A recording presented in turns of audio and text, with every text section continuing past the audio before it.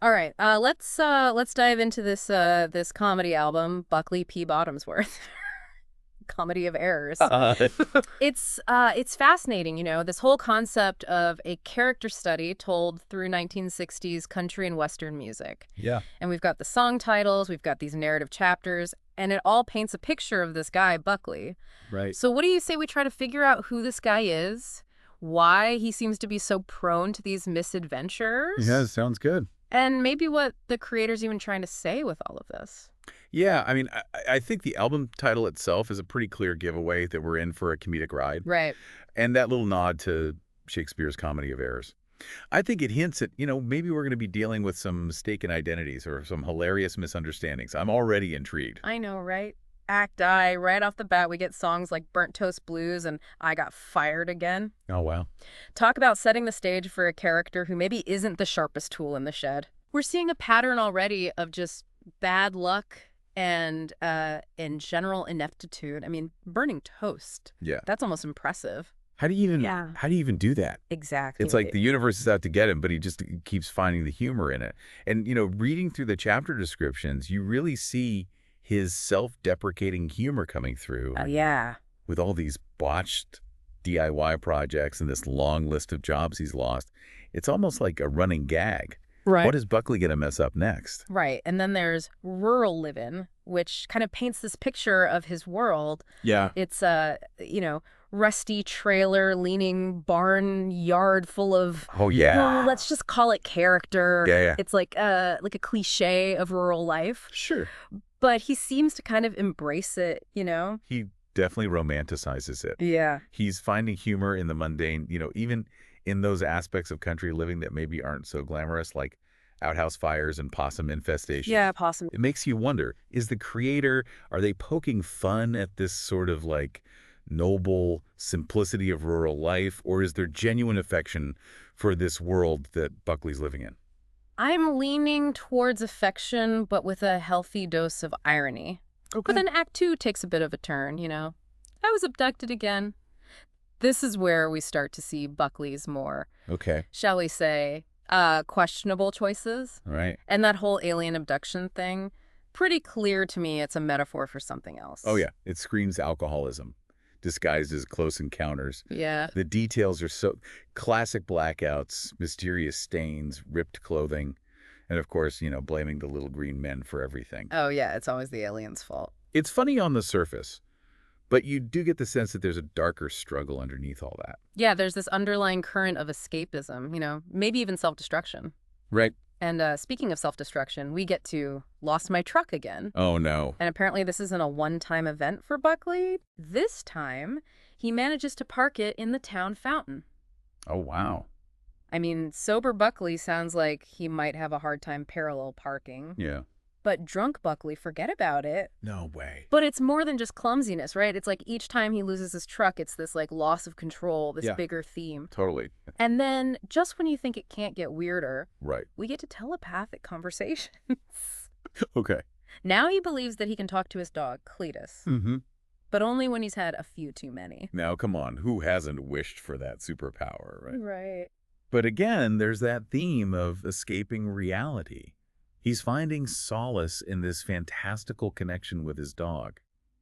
Maybe because real human connection is so much messier. Yeah, I get that. Yeah. And then, as if losing his truck and having imaginary dog conversations weren't enough, there's who borrowed my gun again? Oh, boy. This one's not just funny, it's a little unnerving. Right. Losing firearms while intoxicated. Not exactly a recipe for good times. Yeah, that's where the humor starts to get a little darker, a little more biting, Yeah. It makes you wonder if the creator is kind of walking a tightrope here, using this humor to address something really serious, Yeah. like the dangers of alcohol abuse and irresponsible gun ownership. Yeah. I mean, it's a risky move, Yeah, but it definitely makes you think. it does. And then Act 3, we kind of shift gears again. Okay. Get into Buckley's family values. Right.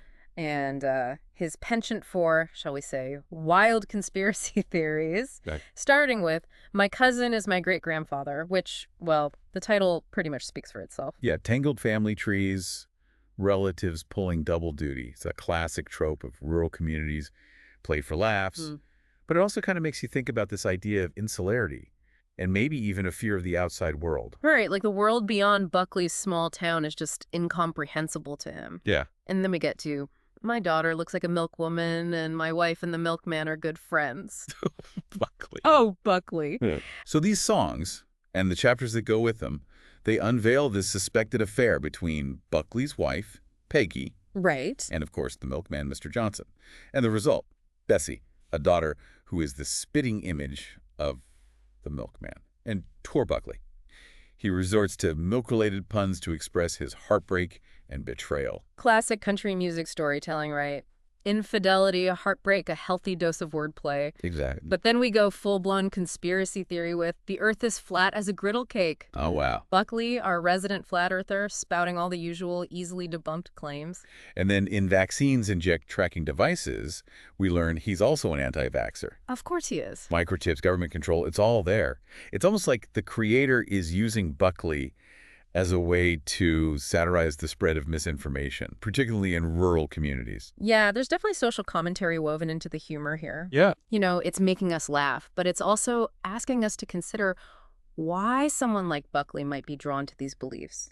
Is it lack of education, distrust of authority, or is he just looking for simple answers in a complex world? It's a fascinating question. It is. And I think this album is asking us to grapple with it. Yeah. You know, Buckley is not just a funny character. He's a reflection of certain anxieties and beliefs that are actually prevalent in our society. Absolutely. And that complexity is what makes this deep dive even more interesting. We're not just laughing at Buckley. We're trying to understand him. Right. And maybe we're seeing a little bit of ourselves in him, too. I think so, yeah. It's like looking in a funhouse mirror, you know? The reflection is a little too familiar. Yeah. And the album doesn't really let up with the absurdity in Act 4. Right. We get I Work Hard, which is, of course, completely ironic. Yeah. This is an anthem for anyone who's ever fantasized about quitting their job and embracing the joys of doing absolutely nothing. I mean, it's the ultimate slacker anthem, right? But I have to admit, there's a part of me that kind of envies Buckley's blatant disregard for the 9-to-5 grind. Totally. There is something appealing about just rejecting the whole rat race. Right. But I think there's a difference between healthy work-life balance and, you know, ending up with your truck in the town fountain every other weekend. Yeah, maybe I'll stick with my day job for now. Probably a good idea. But the album keeps pushing the boundaries of the surreal. Right. Jesus and My Raisin Bran. Buckley finds religious figures in his breakfast cereal. Okay. And decides to start a, wait for it, Yes. cereal-based religion. Oh, wow. You have to admire the creativity, right? Oh, yeah. The absurdity just keeps escalating. Yeah. And, of course, no self-respecting comedy album about a guy like Buckley would be complete without a healthy dose of failed DIY projects. Of course not. So we get Leaky Dreams, which showcases Buckley's, shall we say, less than stellar plumbing skill. Duct tape.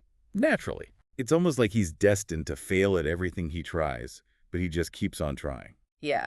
And then in a surprising twist, we get NASCAR Sucks, which reveals his love-hate relationship with, you guessed it, NASCAR.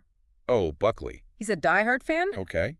but he can't resist complaining about every single race. Isn't that so relatable, then? It really is. That passionate fandom that tips over into almost obsessive criticism. Yeah, it's like he can't decide if he wants to wave the checkered flag or throw a wrench in the gears. Exactly. And then we meet the infamous Bubba in My Neighbor is Opinionated. Oh, yeah. Bubba is Buckley's loud-mouthed, conspiracy-loving neighbor, embodies every stereotype you can think of. It's like he's the walking, talking embodiment of everything Buckley represents, but just amplified. Yeah. And for once, Buckley becomes the voice of reason. Oh, right. Even if it's a frustrated, slightly drunken voice of reason. I mean, what do you make of that role reversal? I think it's interesting that the creator is showing us that even someone like Buckley, with all of his flaws, all of his questionable choices, he can still recognize the absurdity in someone else's beliefs. Yeah. It's like this glimmer of self-awareness peeking through all of the chaos. Exactly. And it adds another layer to the album's social commentary, right? Yeah. It's not just poking fun at rural stereotypes or conspiracy theories. Right. It's asking us to look at the bigger picture and consider how these beliefs take root and how they spread. It's a really subtle but powerful message, especially coming from an album that On the surface, seems like just pure comedic gold. Yeah, and then Act 4 ends on this really unsettling note with, "Who put LSD on my beef jerky again?" Yikes. That one suggests that the milkman's pranks might be taking a darker, more sinister turn. Right. Buckley's unknowingly tripping on drug beef jerky, the milkman's laughing in the background. It's like a punch in the gut after all the lighthearted humor. It really does kind of blur the line between harmless fun and something potentially dangerous. Yeah. Is the milkman just a mischievous prankster getting his revenge? Or is there something more malicious going on? It makes you wonder, right? I mean, is this whole album building towards a darker climax, or is this just another layer of absurdity in Buckley's already pretty chaotic world? I think it's both. You know, it's playing with our expectations. Yeah. Making us question whether we should be laughing or taking this seriously. It's a reminder that even in this comedic world that we've created, actions have consequences. And those consequences can be hilarious, heartbreaking, or even downright terrifying. Exactly. And as you listen to this album, keep that in mind. Yeah. Pay attention to the subtle shifts in tone, the moments where the laughter fades, and the questions the album is raising not only about the characters, but maybe even about ourselves. It's like the creators throwing this Molotov cocktail into Buckley's world right when we're starting to get comfortable with the absurdity of it all. Right. It throws you off balance, and that's what makes it so compelling. Yeah. It's not just straight comedy.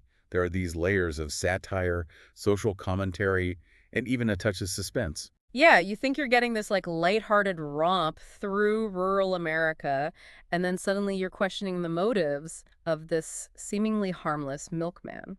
Right, and speaking of the milkman, that whole subplot is one of the most intriguing parts of the whole album for me. Oh, yeah. It starts as this classic country music trope, the cheating wife, Yeah. the unsuspecting husband, but it evolves into something much darker. Yeah, you start off chuckling at Buckley's milk-related puns and his obliviousness to what's going on right under his nose.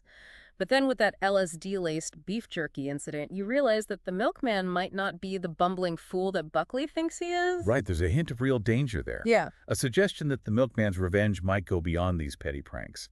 It makes you wonder, is he going to expose the affair, try to frame Buckley for something, or worse? It's like a Hitchcockian twist thrown into this otherwise comedic world, and it leaves you hanging, wondering what's going to happen next. That unpredictability is one of the album's greatest strengths. You never quite know where the story's going to go next, or what kind of crazy situation Buckley's going to stumble into next. It's like a roller coaster ride through the highs and lows of Buckley's chaotic life. You're laughing one minute, gasping in shock the next. Right, and yet, amidst all the chaos and absurdity, there are these moments of genuine heart that shine through. Yeah, like his love for his dog, Cletus, even if he does believe they can communicate telepathically. Exactly. Or his enduring affection for his wife, Peggy, despite her infidelity. It shows that Buckley's not just a caricature. He's a complex character with flaws, desires, and yes, even moments of tenderness. And those moments of tenderness make the comedic moments even funnier. Right. Because you see the humanity beneath all of the absurdity. So after this deep dive into the world of Buckley P. Bottomsworth, what do you think the creator's ultimately trying to say? Is this just a hilarious romp through rural stereotypes and conspiracy theories, or is there something more to it? I think it's both. It's a brilliant satire of rural life, poking fun at those tropes while simultaneously celebrating the resilience and humor of people like Buckley. It's also a really sharp commentary on the allure of conspiracy theories and the dangers of misinformation. But it's not preachy or judgmental, is it? No, not at all. It's more like a wry observation of human nature with all its complexities and contradictions. Absolutely. At its core, it's a reminder that even in the face of adversity, even when life throws you curveball after curveball, there's always room for laughter. Yeah, Buckley might be a hapless hero prone to mishaps and bad decisions, but he's ultimately a relatable character. He's a reflection of ourselves with all our flaws and foibles. And his story invites us to laugh at ourselves, to embrace the absurdity of life, and to find humor in the unexpected.